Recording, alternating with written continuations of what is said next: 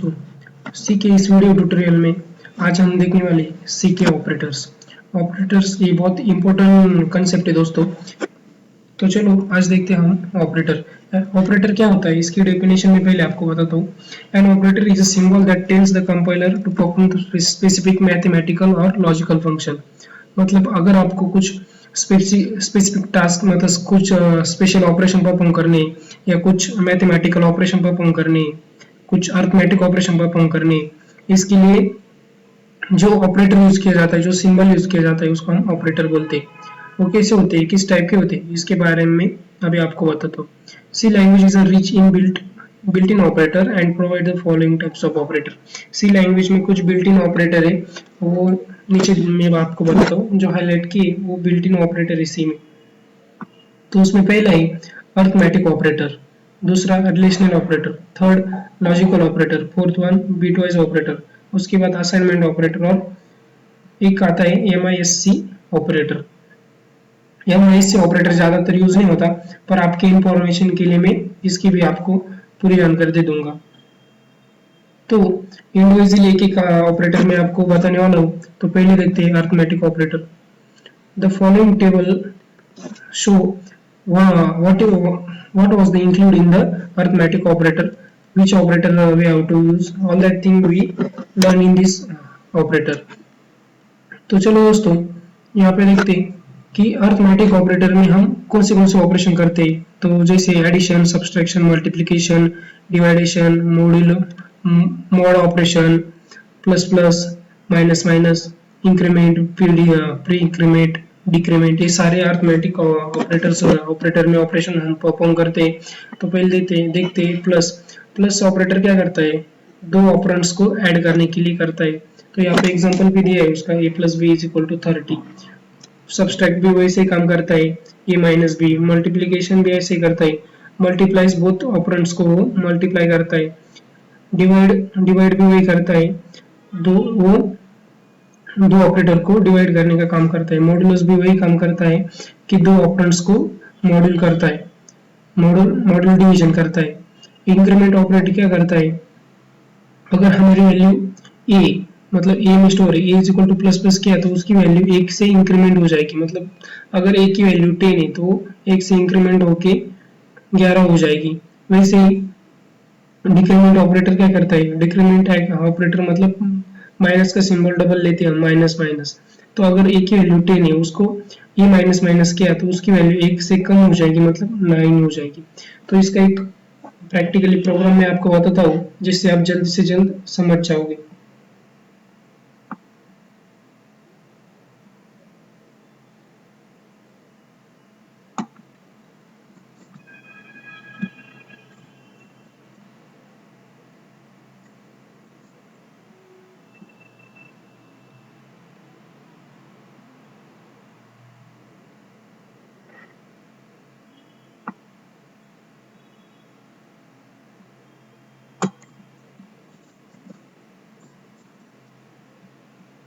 तो चलो दोस्तों, यहाँ पे मैंने प्रोग्राम तो टाइप करके रखा था, तो इसको यही पेस्ट करके मैं आपको बताता हूँ कि मतलब इस प्रोग्राम में क्या है, क्या क्या यूज़ किया है, किस किस के ऑपरेटर है, उसका यूज़ कैसे किया है, कैसे प्रिंट किया है, ये सब चीज़ें मैं आपको डीप में बताऊंगा। तो पहले हम हैश इंक्लूड stdio.h ले, ये हमारी एक प्रीडिफाइंड लाइब्रेरी होती है। ये हम इसको हेडर फाइल भी सिंपली कह सकते हैं। और इसमें standard input output operation perform करने के लिए प्रीडिफाइंड लाइब्रेरी होती है। उसके बाद हमारा मेन फंक्शन आता है। मेन फंक्शन में हम यहाँ पे हमने वेरिएबल डिक्लेयर किए, integer a is equal to 21, integer b is equal to 10, और हमारा जो रिजल्ट है उसको स्टोर करने के लिए हमने इंटीजर c वेरिएबल लिया है। तो इस प्रोग्राम में देखो दोस्तों, c is equal to a plus B मतलब हमारा एडिशन एडिशन ऑपरेटर हुआ, माइनस मतलब subtraction, multiplication, division, module division, ये सब हमने इंडिविजुअली साइड बाय साइड ये सब कवर किया है एक ही प्रोग्राम में। तो इसको रन करके देखा था कि आउटपुट कैसे आता है, क्या ये सब चीजें एक ही प्रोग्राम में रन हो सकती है क्या। आपको भी इसका डाउट होगा, तो चलो हम इसको क्लियर करते हैं अभी। तो पहले हमें प्रोग्राम कंपाइल करना पड़ता है, ये अपना इनसे हर बार आप प्रोग्राम कंपाइल कर सकते हैं।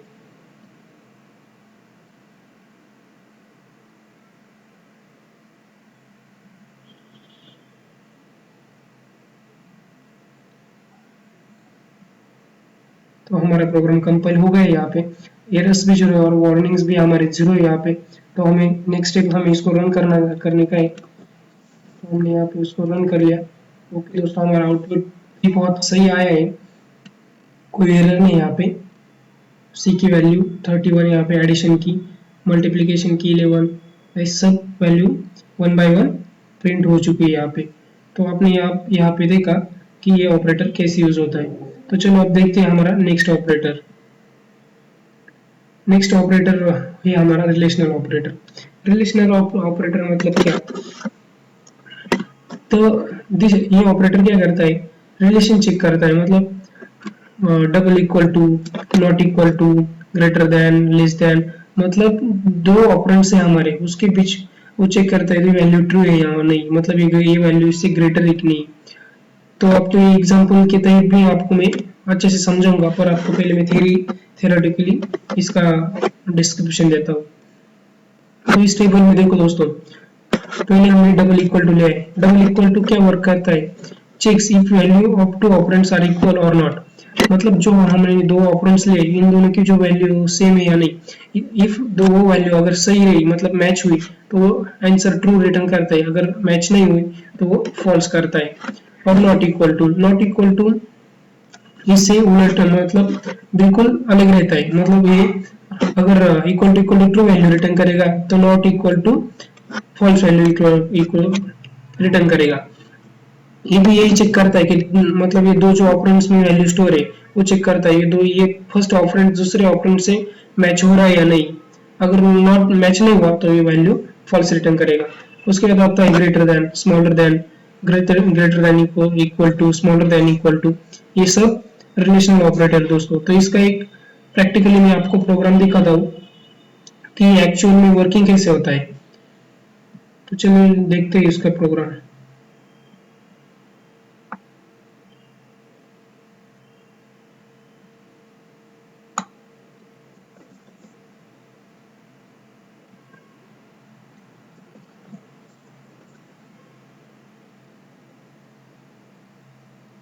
इसमें भी हमने हमारे हेडर फाइल इंक्लूड की। उसके बाद हमारा मेन फंक्शन है। मेन फंक्शन में साइमल्टेनियसली पिछले प्रोग्राम में जो वैल्यू ली थी वैसी वैल्यू यहाँ पे भी स्टोर की है। सिर्फ यहाँ पे हमने चेक किया है कि रिलेशनल ऑपरेटर कैसे वर्क हो रहा है, कैसे परफॉर्म कर रहा है उसकी टास्क। तो यहाँ पे हमने इफ स्टेटमेंट का यूज करते हुए यहाँ पे इन ब्रैकेट लिया a is equal to b। यहाँ पे a की वैल्यू हमने 21 दी और b की 10 दी है। मतलब यहाँ पे देखो दोस्तों, ये कंपेयर कर रहा है a की वैल्यू b से मैच हो रही है कि नहीं हो रही है। क्यों? क्योंकि a की वैल्यू 21 है और b की वैल्यू 10 है। तो देखते हैं इसका आउटपुट क्या आता है। पहले तो हमें इसको कंपाइल करना पड़ेगा।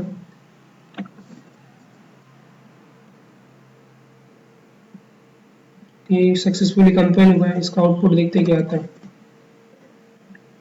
देखो दोस्तों, is not equal to b, मतलब a की वैल्यू b से मैच नहीं हुई। उसके बाद हमने लिया था greater than, is not greater than b। उसके बाद हमने लिया था लेस देन, मतलब a की वैल्यू b से लेस है या नहीं। तो इधर आया a is greater less than b।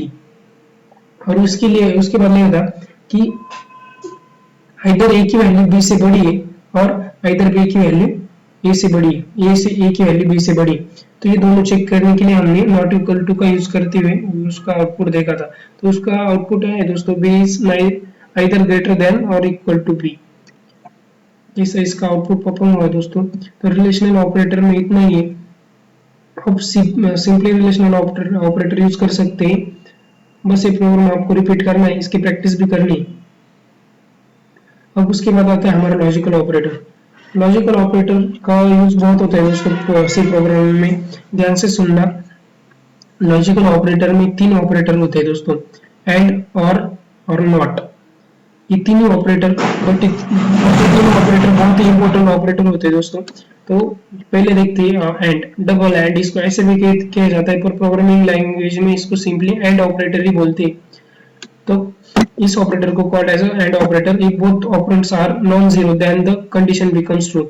If उसका मतलब होता है कि a and B is false, मतलब दोस्तों both condition are true then and operator returns true करता है। और ऑपरेटर में क्या होता है if in your condition is true then return true. मतलब दो ऑपरेटर्स में, मतलब तो यहाँ पे दो टाइप्स के ऑपरेटर लेते हैं ए एंड बी, इसमें एक भी कंडीशन अगर ट्रू रहेगी तो रिटर्न ट्रू करेगा। और नॉट ऑपरेटर क्या करता है, ये रिवर्स करता है, मतलब एक कंडीशन ट्रू रहेगी तो रिटर्न फॉल्स करेगा, एक कंडीशन फॉल्स रहेगी तो रिटर्न ट्रू करेगा। तो इसका मैं एक लाइव एग्जांपल ले लेता हूँ आपके लिए, जिससे आप जल्दी समझ जाओगे।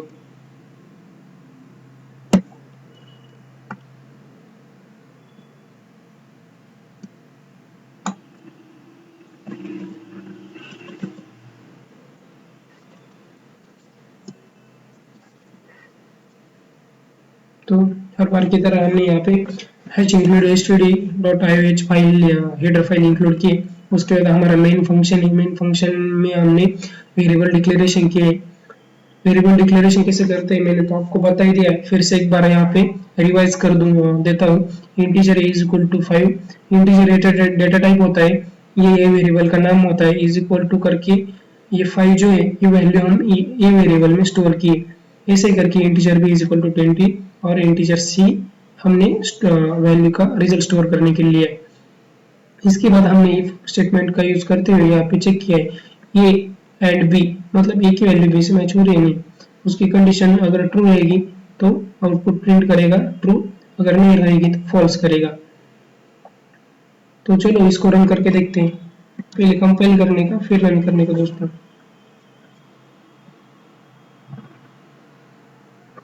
एरर सर्व वार्निंग तो 0 है, इसको सिंपली हम अभी रन करते हैं और सक्सेसफुली रन भी हो गया।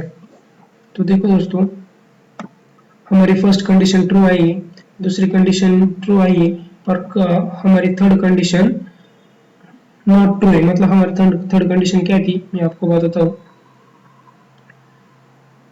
इफ ए एंड बी, मतलब ए और बी की वैल्यू अगर सेम रही तो हमें ट्रू करना है, मतलब 0 इज ग्रेटर देन 10, ये नहीं होता इसलिए हमारी वैल्यू ट्रू आई दोस्तों यहाँ पे।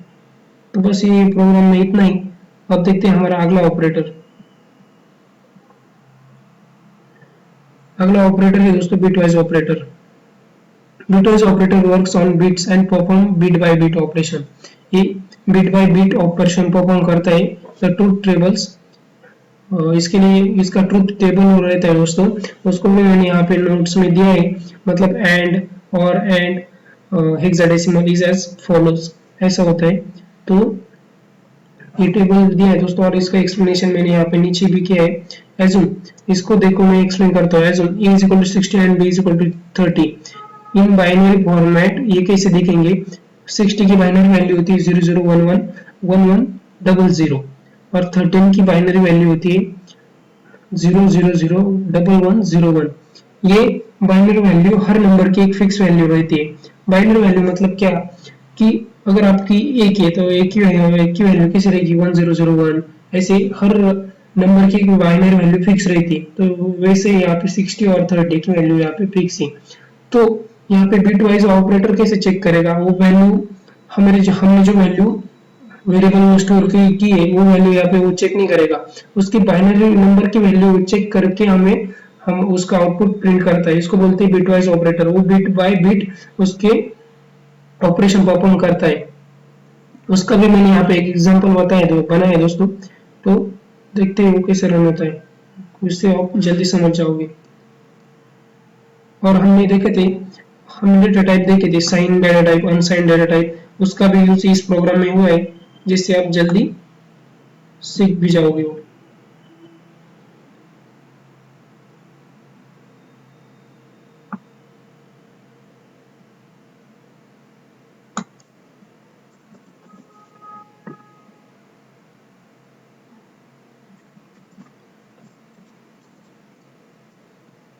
तो चलो दोस्तों, यहाँ पे हमारा मेन फंक्शन है। मेन फंक्शन के बाद अनसाइन इंटीजर लिया है, मतलब जो इंटीजर है उसको हमने अनसाइन किया है, मतलब डिक्लेयर करते टाइम ही उसको हमने अनसाइन किया है। जैसे हम कांस्टेंट डिक्लेयर करते थे, कांस्टेंट इंटीजर है वैसे हम अनसाइन इंटीजर है ऐसा डिक्लेयर करते हैं। तो यहाँ पे कमेंट्स में हमने 60 की बाइनरी वैल्यू भी इंक्लूड की है, मतलब दिखाई है। ये कमेंट्स पार्ट आउटपुट में नहीं आएगा। वैसे बी की भी हमने 13 की वैल्यू भी यहाँ पे दी है। और हर बार की तरह सी वेरिएबल में हमने वेरिएबल का जो रिजल्ट आएगा वो स्टोर करने के लिए उसको नल रखा है। तो चलो दोस्तों देखते हैं अभी C is equal to A and B, मतलब ये देखेगा लाइन वन की वैल्यू ऑफ सी परसेंट से प्रिंट होती है कि नहीं, अगर होती है तो ये रिटर्न ट्रू करेगा। इसको रन करके देखते हैं दोस्तों, कंपाइल करते हैं। ओके, सक्सेसफुली कंपाइल होगा और इसको रन करते हैं। तो देखो दोस्तों, बिटवीन ऑपरेटर ने यहाँ पे चेक किया वैल्यू ऑफ सी इज 12, मतलब फर्स्ट हमारा सी की वैल्यू हमने यहाँ पे इनिशियलाइज की थी 16, बी की वैल्यू 13 की थी और ए की 60 की थी। तो पहले उसने चेक किया सी एंड बी, तो उसने आउटपुट प्रिंट किया 21 और उसके बाद हमने यहाँ पे देखा था कि ए और बी क्या था, मतलब उसका भी रिजल्ट इसने यहाँ पे प्रिंट किया 61 प्रिंट क्यों किया दोस्तों, उसने यहाँ पे चेक किया कि उसका बाइनरी कोड क्या है, बाइनरी नंबर क्या है, उसके तहत उसने ये आउटपुट प्रिंट किया। उसके बाद हमने देखा था ये एस टू बी, मतलब उसका भी उसने आउटपुट प्रिंट, उसका सी में उसका रिजल्ट स्टोर किया 49 क्यों स्टोर किया दोस्तों, क्योंकि 49 की बाइनरी वैल्यू होती है 00110001, इसके तहत उसने ये आउटपुट प्रिंट किया दोस्तों। तो इस ऑपरेटर में इतना ही, देखते हैं हमारा नेक्स्ट ऑपरेटर।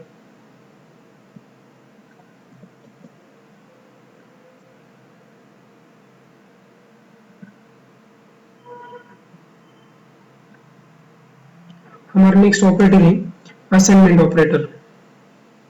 दोस्तों असाइनमेंट ऑपरेटर मतलब क्या, हमें अगर कुछ वैल्यू दूसरे ऑपरेटर को असाइन करनी है, मतलब ए की वैल्यू हमें बी में असाइन करनी है, तब हम असाइनमेंट ऑपरेटर का यूज करते हैं। और वो कैसे करते हैं, उसके कितने टाइप्स है, वो सब मैं आपको अभी बताने वाला हूँ।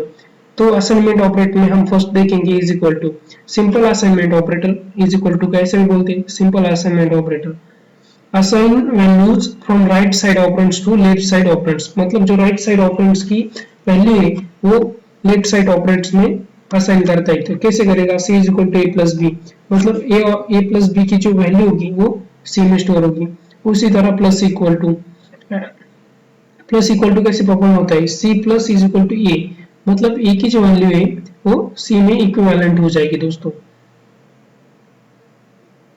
इसका भी एक प्रोग्राम बना है दोस्तों, वो मैं आपको बता देता हूँ। यहाँ पे दोस्तों हैश इंक्लूड std io.h लिया है। उसके बाद हमारा हर बार की तरह मेन फंक्शन है। मेन फंक्शन के बाद यहाँ पे वेरिएबल हमने डिक्लेयर किए, integer a is equal to 20, integer b is equal to 10, integer c is equal to 50, integer d is equal to 5। और हमने यहाँ पे वेरिएबल का जो रिजल्ट आएगा उसको स्टोर करने के लिए एक वेरिएबल बना के रखा है, उसकी वैल्यू हमने नल रखी है।